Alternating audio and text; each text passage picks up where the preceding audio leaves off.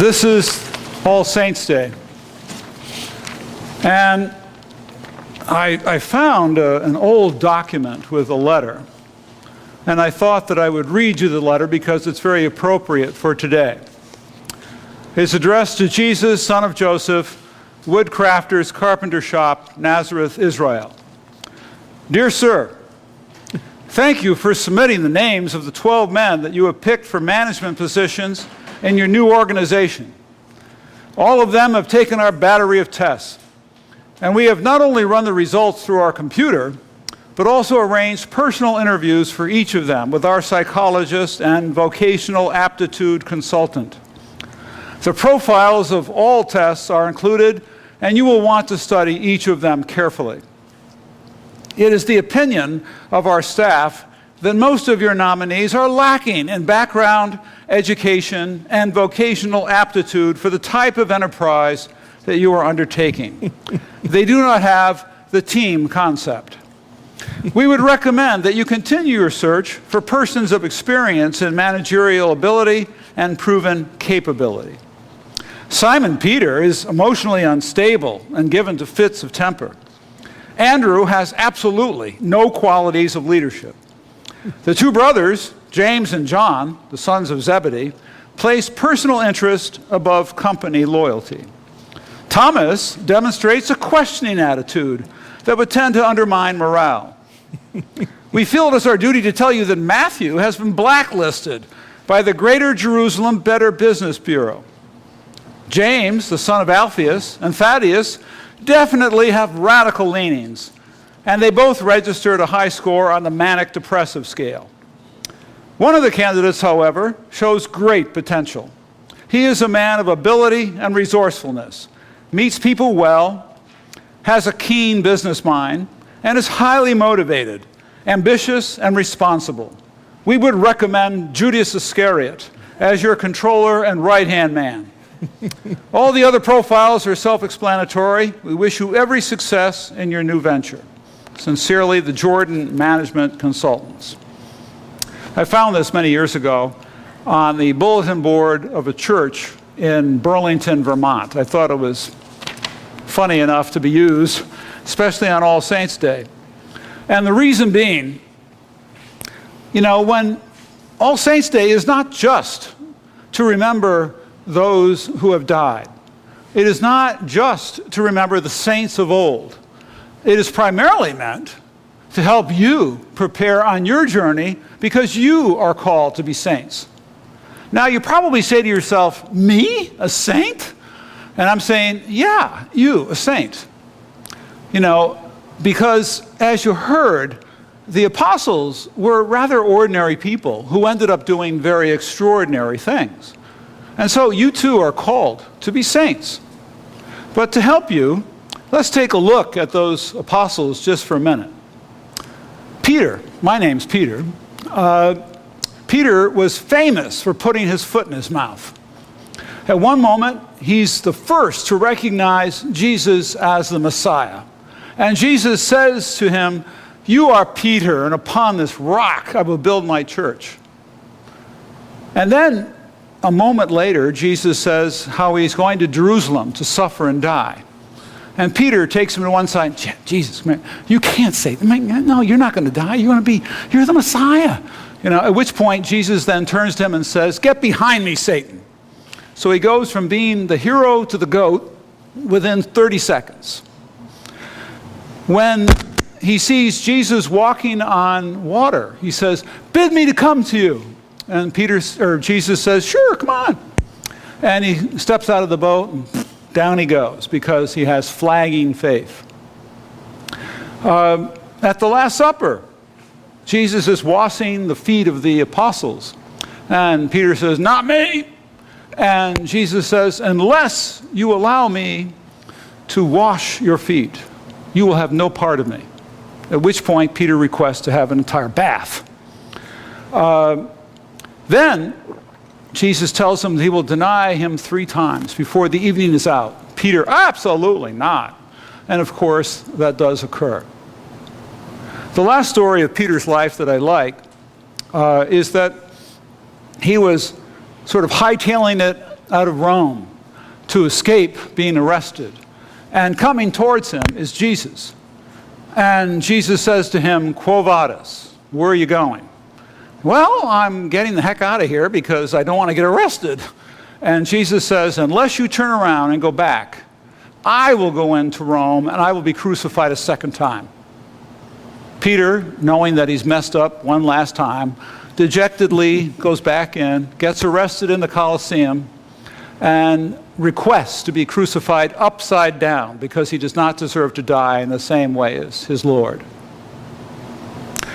James and John, the sons of Zebedee, their mother, Salome. Salome was the sister of Mary, and so James and John are the cousins of Jesus. Their mother pushes them to ask Jesus, "Can we sit at your right and your left-hand side when you get into the kingdom? These are the top spots." And of course, Jesus says, "No, I can't do that." But rather narcissistic of them to push for that. When John writes his gospel, he calls himself the beloved disciple, as if the rest weren't beloved. These people, when they get into Samaria, and the Samaritans are not very hospitable to Jesus, say to Jesus, "Why don't you demand that thunder come down from heaven and strike them dead?" And Jesus, in what really is a joke in Scripture, calls them from that moment forward the sons of thunder. Well, James went on to be the first martyr, beheaded by Herod Agrippa in 43. And John was the only one of the apostles to live to old life. There was an attempt made on his life where they tried to poison him, and when he drank the poison, nothing happened. And so sometimes in churches, when you see a stained glass window that will portray the life of St. John, you'll see a chalice with a snake coming out of it. John ended up taking care of Jesus' mother, bringing her to Ephesus. And then John went on to write the fourth gospel, which is it sails above the other three gospels to the point that it is portrayed by an eagle. There is also, besides James and John, another apostle who's called James the Less. I mean, how'd you like to be called James the Less? I mean, like, I'm Peter, I'm Peter, this is Peter the Less. And yet this man went on to become the first bishop of Jerusalem. And the Jews took him to the top of the temple, the pinnacle of the temple, for him to portray or to say to people, Jesus is not the Son of God. He refused, and they threw him off the temple. He broke multiple bones by the time he hit the ground and was still alive, and so they beat him to death with bats. And often you'll see a symbol for him being bats. Matthew was a tax collector. Tax collectors were as popular back then as they are now. And even then it was worse, because the tax collector would show up at your house with 4 soldiers.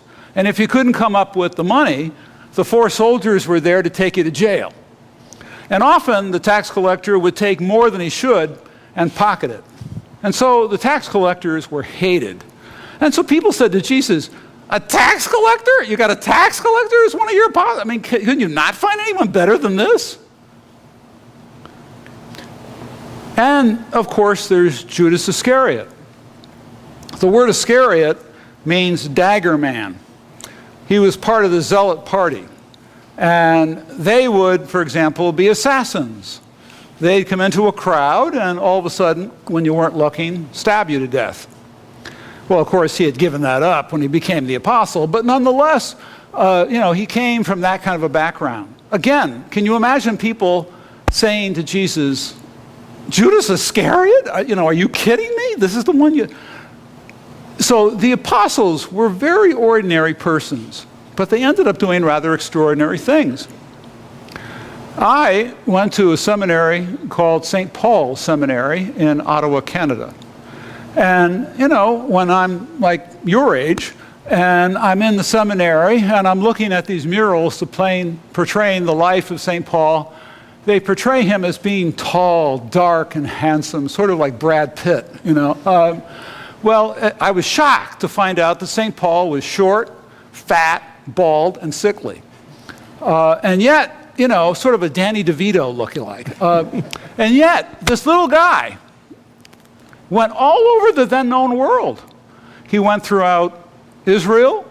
He went into what was then Asia Minor, today's Turkey.